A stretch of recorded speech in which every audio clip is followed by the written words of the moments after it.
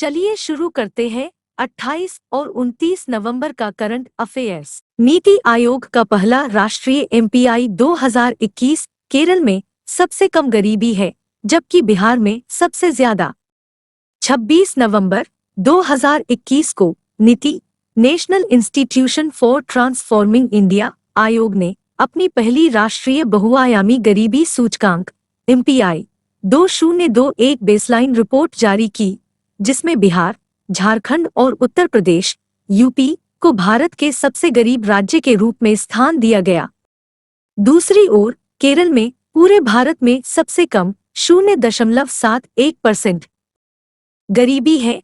इसके बाद गोवा 3.76%, सिक्किम 3.82%, तमिलनाडु 4.89% और पंजाब 5.59% का स्थान है।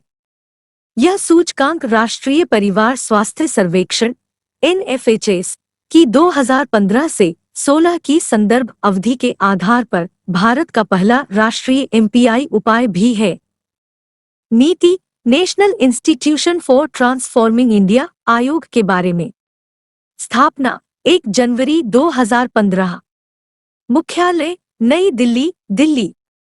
CEO अमिताभ कांटो। सेंट्रल विस्टा परियोजनाओं को समय पर पूरा करने के लिए सरकार ने 5 सदस्यीय पैनल का गठन किया।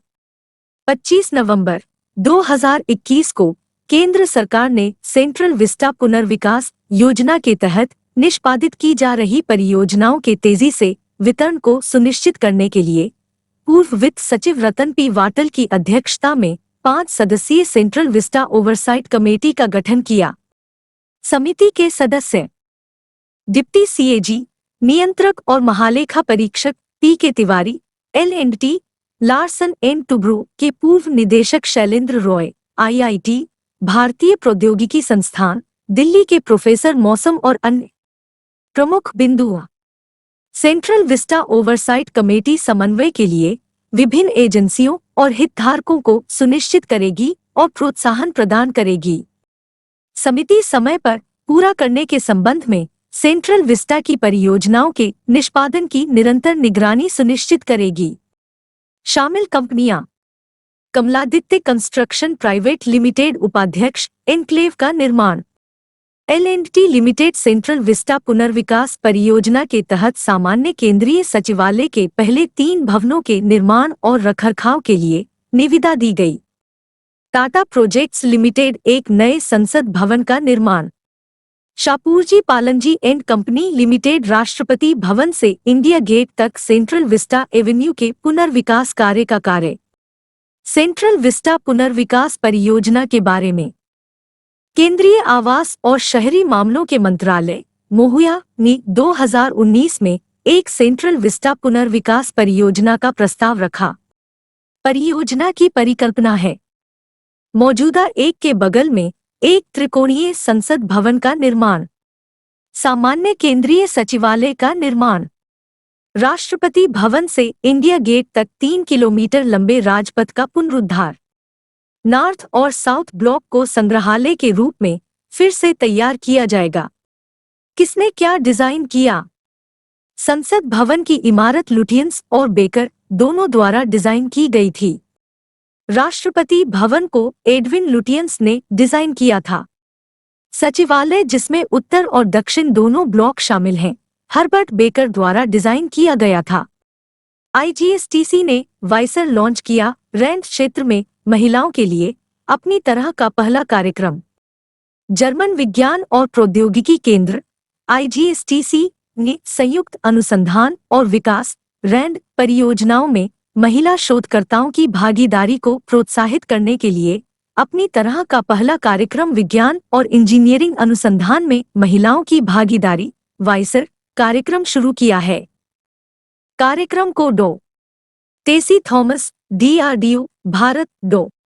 मुथैया वनिता इसरो भारत और डॉ. निशा महंदीरत्ता DST भारत की उपस्थिति में डॉ.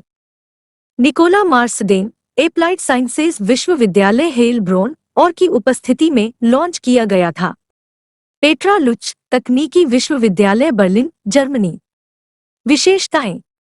विज्ञान और प्रौद्योगिकी विभाग DST के बारे में। सचिव एम रविचंद्रन। स्थापित 1971। मुख्यालय नई दिल्ली, दिल्ली। डॉ जितेंद्र सिंह ने ब्रिक्स विज्ञान और प्रौद्योगिकी मंत्रियों की 9वीं बैठक की वस्तुतः अध्यक्षता की। 26 नवंबर 2021 को राज्य मंत्री मोस स्वतंत्र प्रभार डॉ जितेंद्र सिंह, विज्ञान और प्रौद्योगिकी मंत्रालय मोस्ट ने वस्तुतः 9वें ब्रिक्स ब्राजील, रूस, भारत, चीन और दक्षिण अफ्रीका विज्ञान और प्रौद्योगिकी मंत्रियों की अध्यक्षता की। भारतीय पक्ष ने विज्ञान, प्रौद्योगिकी और नवाचार STI के क्षेत्र में सहयोग को मजबूत करके वैश्विक नवाचार सूचकांक में ब्रिक्स की रैंकिंग में सुधार करने का आह्वान किया। इस संबंध में सभी सदस्य राज्यों ने ब्रिक्स नवाचार कार्य योजना 2021 से 24, ब्रिक्स STI घोषणा 2021 और ब्रिक्स STI गतिविधियों के कैलेंडर 2022 को अपनाया है, जो सहयोग के लिए रोडमैप के रूप में कार्य करेगा। ब्रिक्स के बारे में ब्राजील, रूस, भारत, चीन और दक्षिण अफ्रीका। स्थापना 2006। 2021 चेयर भारत।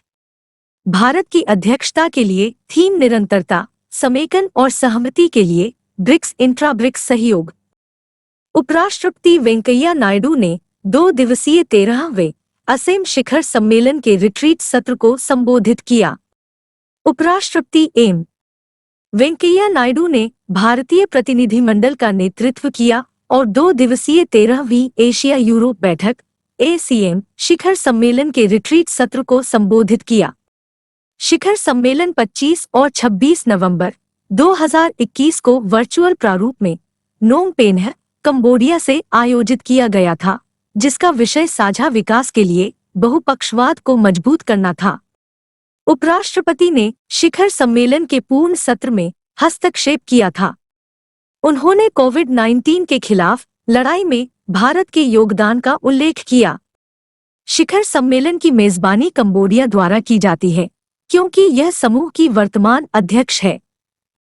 2021 के लिए असम एजेंडा बहुपक्षवाद, महामारी के बाद सामाजिक आर्थिक सुधार और विकास और सामान्य हित और चिंता के अन्य क्षेत्रीय और वैश्विक मुद्दों को मजबूत करने से संबंधित मुद्दों को प्राथमिकता देता है। ASEAN के बारे में मुख्य तथ्य। असम, जिसे 1996 में स्थापित किया गया था, क्षेत्रीय और वैश्विक मुद्दों पर विचारों का आदान प्रदान करने और क्षेत्रों की एक विस्तृत श्रृंखला में सहयोग को मजबूत करने के लिए एशिया और यूरोप के देशों के बीच राजनीतिक संवाद और सहयोग के लिए एक अनौपचारिक मंच है। यह 53 भागीदारों, 51 भागीदार देशों और 2 संगठनात्मक भागीदारों, यूरोपीय संघ और दक्षिण पूर्व एशियाई राष्ट्र संघ ASEAN को एक साथ लाता है और इसे संयुक्त राष्ट्र महासभा के बाद सबसे बड़ी अंतर्राष्ट्रीय नेताओं की सभा बनाता है। विदेश मंत्रालय मिया के बारे में। केंद्रीय मंत्री सुब्रमण्यम जयशंकर, निर्वाचन क्षेत्र गुजरात। राज्य मंत्री वी मुरलीधरन, निर्वाचन क्षेत्र महाराष्ट्र। मीनाकाशी लेखी, निर्वाचन क्षेत्र नई दिल्ली, राष्ट्रीय राजधानी क्षेत्र दिल्ली। राजकुमार रंजन सिंह, निर्वाचन क्षेत्र आंतरिक मणिपुर, मणिपुर। WHO ने नए कोविड-19 स्ट्रेन को नामित किया, जिसका नाम ओमाइक्रोन रखा गया है, जो चिंता के वेरिएंट के रूप में है। विश्व स्वास्थ्य संगठन WHO ने नए, तेजी से फैलने वाले कोरोना वायरस संस्करण B1.1 529 को नामित किया है, जिसे दक्षिण अफ्रीका में ग्रीक वर्णमाला में एक अक्षर के बाद ओमिक्रॉन नाम दिया गया था, जिसे वेरिएंट ऑफ कंसर्न VOC के रूप में नामित किया गया था। VOL एक SARS-CoV-2 प्रकार है, जिसमें आनुवंशिक परिवर्तन होते हैं, जो वायरस विशेषताओं को प्रभावित करने के लिए जाने जाते हैं, जैसे संक्रमण, रोग की गंभीरता, प्रतिरक्षा से बचना, नैदानिक या चिकित्सीय पलायन। यह कई देशों में सामुदायिक प्रसारण या कई कोविड-19 समूहों का कारण बनता है।